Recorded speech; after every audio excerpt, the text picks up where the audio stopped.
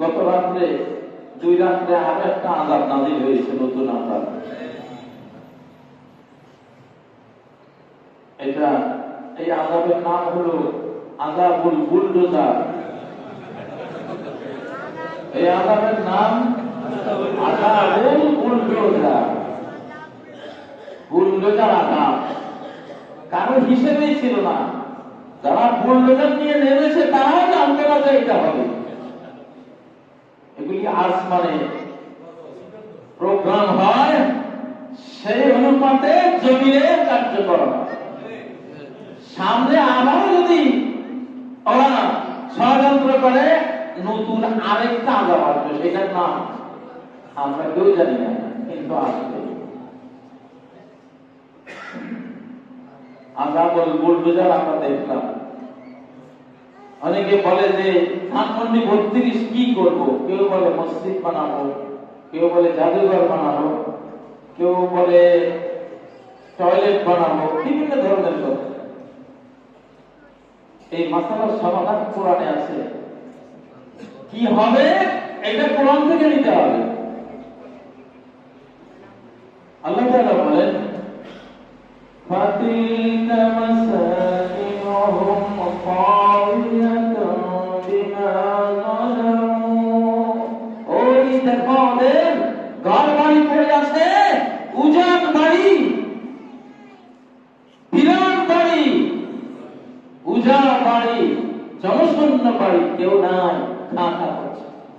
ওরা যেমন হাজার হাজার লক্ষ লক্ষ মানুষকে বাড়ি ছাড়া করেছে, মানুষের বাড়ি ঘরে দুয়ার বিরাম করেছে, উজাড় করেছে, ছাড়া বাড়ি বানিয়ে দিয়েছে, তাদেরও বাড়ির একই পরিণতি হবে। লাম তুসকাম মিন বাদিহিম ইল্লা কলিলা। ওদেরকে আমি বিদায় করে দেওয়ার পরে ওদের বাড়িতে সামান্য কিছুই বসবাস হবে, আর কেউ থাকবে না। বিগত 53 বছর কি ছিল, এখন আরো থাকবে না। এটা বিরাট করে থাকবে। এটা একটা মেসেজ যে আরেকজনের ঘর তুমি যদি বিরাট করো, তোমার ঘর বিরাট হতে বাধ্য। আল্লাহর নিয়মে, আল্লাহর সিস্টেমে তোমার ঘর কি হয়ে যাবে, বিরাট হয়ে যাবে। তোমার ঘরে বাকি যাওয়ার কেউ থাকবে না। সারা কোরআনে বলছে অবিহিরিম ওয়ালাতি ওয়াকসরিম মাশীদ। কত পানির আয়োজন, কূপ, কত কিছু দেখো ব্যবহারহীন পড়ে আছে। ওই কূপের পানি কেউ নিতে যায় না। ওয়াকসরিম মাশীদ, সুরম্য প্রাসাদ, শক্তিশালী দালান ঘর পড়ে আছে, কেউ। এগুলি কোরআনের কথা, কোরআনের ইতিহাস। অতএব ধানমন্ডি 32 ওটা ছাওয়া বাড়ি, ওটা উঁচা বাড়ি, ওটা জনশূন্য বাড়ি, বিরাট বাড়ি হিসেবে থাকুক। মানুষ যারা জালিম তারা শিক্ষা নেবে যে আমি যদি অন্য মানুষকে ঘর ছাড়া করি, দেশান্তর করি, বাড়িহীন করি, আমার বংশের আরো একদিন বাড়িহীন হয়ে থাকবে। এই বাংলাদেশ জুড়ে কত অত্যাচারী জমিদার বাড়ি আছে, চামচিকা, বাদুর, কাঠ বিড়ালিয়া, শিয়াল থাকে, মানুষ থাকে, ঝরে ঝরে পড়ে। শিক্ষা না, শিক্ষা না। হাল তুমিসু মিনহুম মিন আহাদ আও তাসমাউ লাহুম রিকজা। আছে কি কয় এত শাসক, জাতজনক, এত বড়, এত শক্তির মানুষ দেখো, সে দেখো তো দেখা যায় কিনা, দেখা তো যায় না। একটু ফিসফিস আওয়াজও শোনা যায় কিনা, সেটাও নেই। অতএব কিসের অহংকার? আল্লাহ তাআলার নিয়মে আল্লাহর গোলাম হও, আল্লাহর দাসদাসী হও, অহংকারী হইও না। মানুষকে পদে পদে পিষ্ট করো না, খুন করো না, জুলুম করো না। ধানমন্ডি 32 খাওয়াবিয়াতাম বিমা যালামু, জুলুমের কারণে ছাড়া বাড়ি হয়ে ইতিহাসের সাক্ষী হয়ে থাকবে। হাজার হাজার জমি জমিদার বাড়ির মতো, অত্যাচারী রাজা বাদশাদের বাড়ির মতো কেউ নাই। এটা আল্লাহর সৃষ্টি। 2 নম্বর কথা হলো,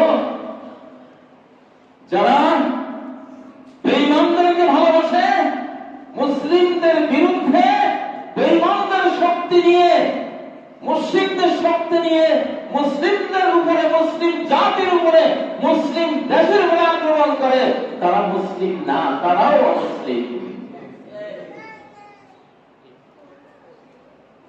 যারা ভারতে বসে বাংলাদেশ বিরোধী চক্রান্ত করছেন, তারা ভারতীয়, তারা বাংলাদেশী নন, তারা ভারতীয়। ভারতীয়রা আমাদেরকে 53 বছর জুলুম করেছে ভারতীয়রা, এবং বিগত 17 বছর ভারতীয়রা শাসন করেছে, আমাদেরকে অত্যাচার করেছে, কলোনি বানিয়েছে, দাসী বানিয়েছে। ওরা কি ভারতীয় না ওরা বাংলাদেশী? ভারতীয়। জবাব আমি আপনাদের থেকে নেব না, আমি কোরআন থেকে নেব। যারা মুসলিম জাতিসত্তার উপরে আক্রমণ করে, শত্রু দেশে বসে, মূর্তি পূজারী দেশে বসে আল্লাহ পূজারীদেরকে যারা আক্রমণ করে, তারা কি সে দেশের নাগরিক না বাংলাদেশের নাগরিক? কোরআন বলে, কোরআন উত্তর দেয়, কি দেয়? وَمَن يَتَوَلَّهُم مِّنكُمْ فَإِنَّهُ مِنْهُمْ। ওদেরকে যারা অন্তরঙ্গ বানায়, শত্রুদের যারা বন্ধু বানায়, তারা শত্রুদেরই অন্তর্ভুক্ত, তাদের জাতিভুক্ত, তাদের দেশের নাগরিক। ওরা, তোমাদের সাথে তাদের কোনো সম্পর্ক নাই, শুধু তোমরা কেন আল্লাহর সাথে তাদের কোনো সম্পর্ক নাই। যারা আল্লাহ পূজারীদেরকে আঘাত করে, মূর্তি পূজারীদের সহায়তা নিয়ে, তাদের সাথে আল্লাহর কোনো সম্পর্ক নাই, তাদের সাথে কোনো ইসলামিক জাতির কোনো সম্পর্ক নাই। সূরা আল মায়েদার 52 নম্বর আয়াতে আল্লাহ ক্লিয়ার করেছে। সূরা আলে ইমরানের মধ্যে এই আয়াত 28 নম্বর আয়াতে, লা ইয়াত্তাখিযুল মুমিনুনাল কাফিরিনা আউলিয়া। মুমিনরা, যাদের ঈমান আছে, বেঈমানদেরকে তারা অভিভাবক, সাহায্যকারী, বুদ্ধিদাতা, পরামর্শদাতা এগুলি হিসাবে গ্রহণ করবে না, পারমিশন নাই।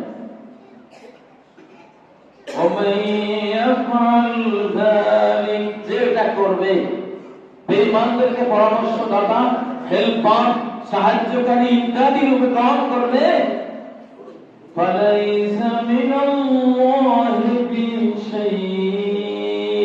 তাদের সাথে আল্লাহর কোন সম্পর্ক নেই, কোন সম্পর্ক নেই।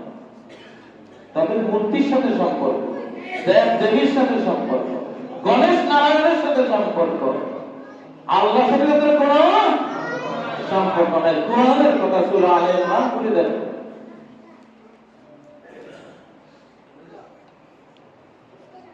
অতএব আমরা কি কোন ভারতীয় নাগরিকের শাসন মেনে নেব? সে যতই মিষ্টি কথার মায়াজাল বুনুক, বিশ্বাস করব?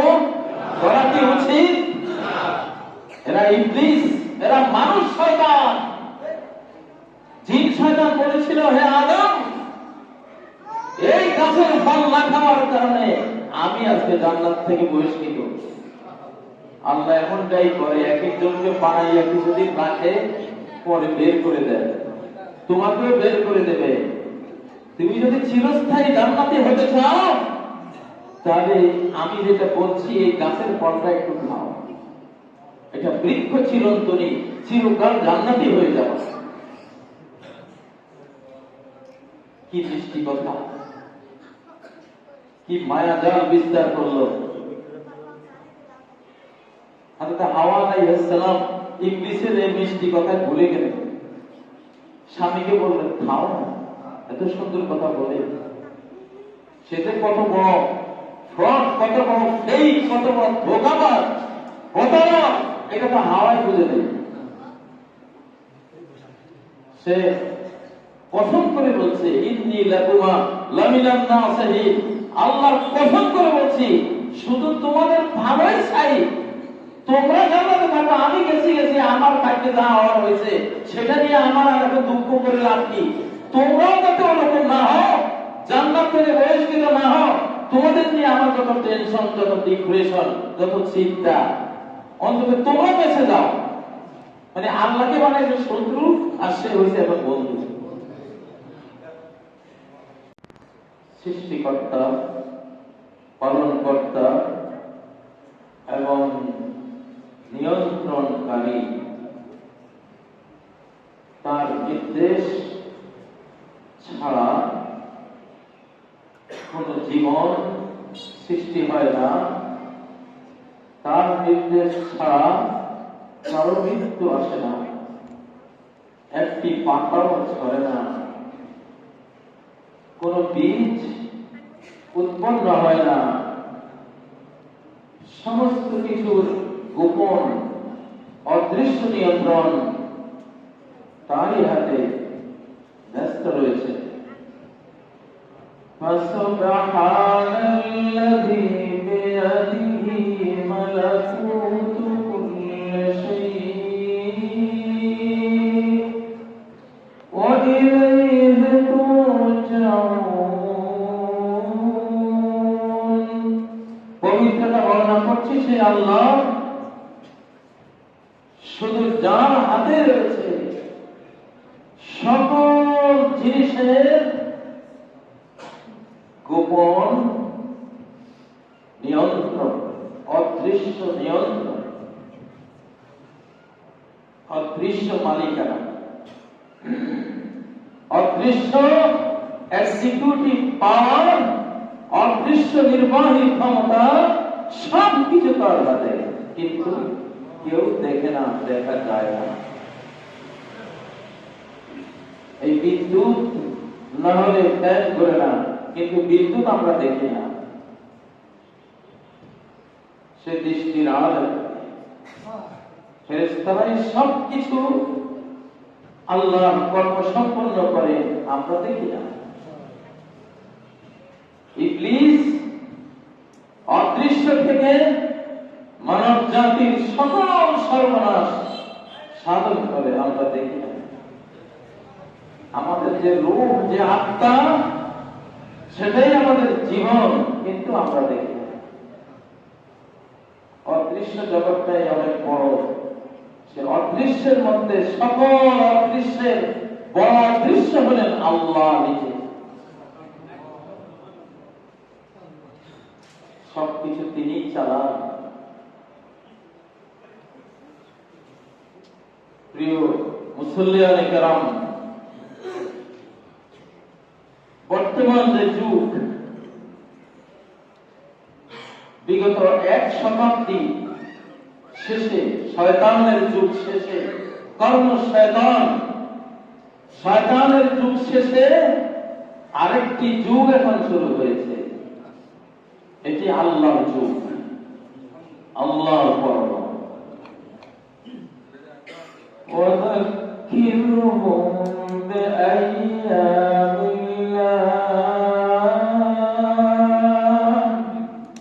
ওদেরকে উপদেশ দাও আল্লাহর সময় পর্ব দিয়ে। আল্লাহর যুগ যখন শুরু হয়, সবকিছু ডাইরেক্ট তার হাতে তিনি নিয়ে নেন। মানুষের হাতে তখন পৃথিবীর নিয়ন্ত্রণ থাকে না। যাকে ইচ্ছা তাকে ডাইরেক্ট তিনি ক্ষমতায় বসিয়ে দেবেন, যাকে ইচ্ছা ডাইরেক্ট তাকে নামিয়ে দেবেন, ক্ষমতার মঞ্চ থেকে হটিয়ে দেবেন। এমন ডাইরেক্ট যুগ পৃথিবীতে তখন আসে যখন জিন এবং মানুষ শয়তানদের ক্ষমতার সাথে ঈমানদাররা কুলিয়ে ওঠে না, তখন আল্লাহ তাআলা ডাইরেক্ট নিয়ন্ত্রণ তার হাতে নেন। যেমন আব্রাহার 60,000 সৈন্যের মোকাবেলায় কাবার প্রহরী সংখ্যা ছিল 500-700। 60,000-এর মোকাবেলায় তারা কি করবে? তখন ডাইরেক্ট কাবার হেফাজত আল্লাহ নিজ দায়িত্বে নিয়ে وَأَرْسَلَ عَلَيْهِمْ طَيْرًا أَبَابِيلَ ঝাঁকে ঝাঁকে পাখি ডাইরেক্ট তিনি প্রেরণ করে নাস্তানাবুদ করে দিলেন। ডাইরেক্ট হয়ে যায়। নূহ আলাইহিস সালামের মহাপ্লাবনের সময় যুগটা ডাইরেক্ট হয়ে গিয়েছিল, আল্লাহর হাতে নিয়ে নিয়েছিলেন। فأخذهم الطوفان وهم ظالمون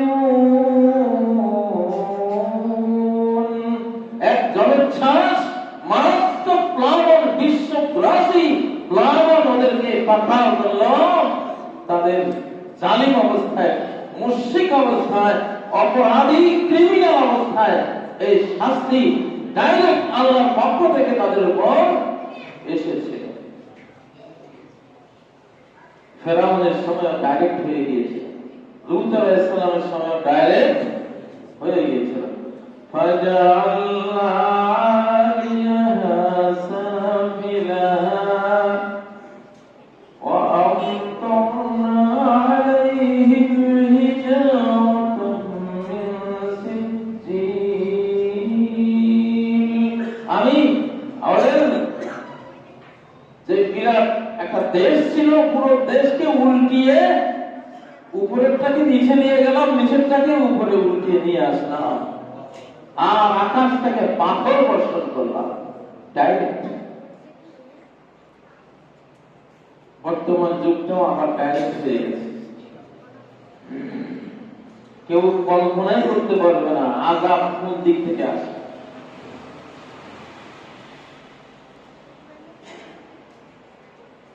আমি এক খুতবায় বলেছিলাম 5ই আগস্ট, জুলাই আগস্টে আযাব যেটা নাযিল হয়েছিল, সেই আযাবের নাম ছিল সমন্বয়ক আযাব। এই আযাবের নাম কেউ শুনে নাই, কিন্তু আল্লাহর ইলমের মধ্যে ছিল যে সমন্বয়ক নামক একটা আযাব আমি নাযিল করব। মানুষ ক্ষেত্র বিশেষে মানুষ নিজে রহমত হয়, মানুষ নিজে আবার আযাব হয়। আলে ফেরাউনকে আল্লাহ তাআলা আযাব হিসেবে কোরআনে উল্লেখ করেছেন। ফেরাউনের গোষ্ঠী একটা আযাব। ফেরাউনের গোষ্ঠী কি আযাব। وَنَجَّيْنَاهُمْ مِنَ الْعَذَابِ الْمُهِينِ مِنْ فِرْعَوْنَ আমি আযাবের মুহিন থেকে, লাঞ্ছনা করা আযাব থেকে বনি ইসরাইলকে উদ্ধার করেছি। সে আযাবের নাম কি ছিল? মিন ফিরাউন।